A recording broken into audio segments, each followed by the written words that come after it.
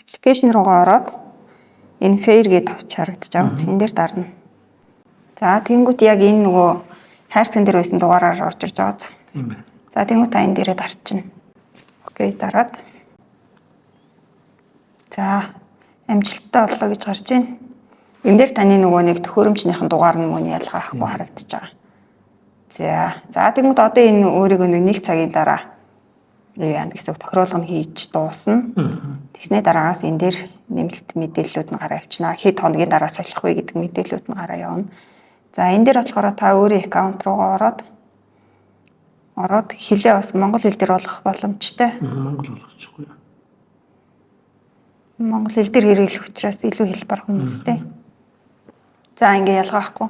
За 15 хоног үлдсэн ингээд. Тийм байна. Ингээд 15, 14, 13, 2 хоног. За тэр үеийг л хэдэн цаг үлдсэн бэ гэдэг нь хүртэл мэдэгдэнэ гэсэн үг. За энэ үйл явдал гэсэн дээрээ дараад. За энэ дээр та өглөө өдөр орой ямар хоол идсэн те. Тэрийг хэдэн цагт оруулснаа, хоолныхаа нэрээ одоо бууз ч гэдэм үү, цовин ч гэдэм үү те.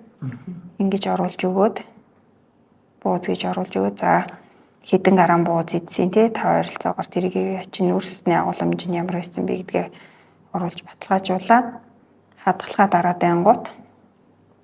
За энэ дэр ингээд яг ногоон алимны зурагтай таны хоол идсэн мэдээллүүд ороод явчихна гэсэн үг.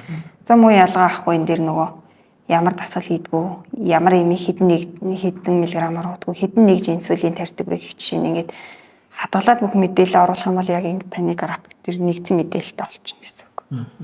Тэгээд нийт хэмжилт хийсэн хугацааны 3 сарын дунд ч хүртэл ингэ харагдах боломжтой. За ийм байна.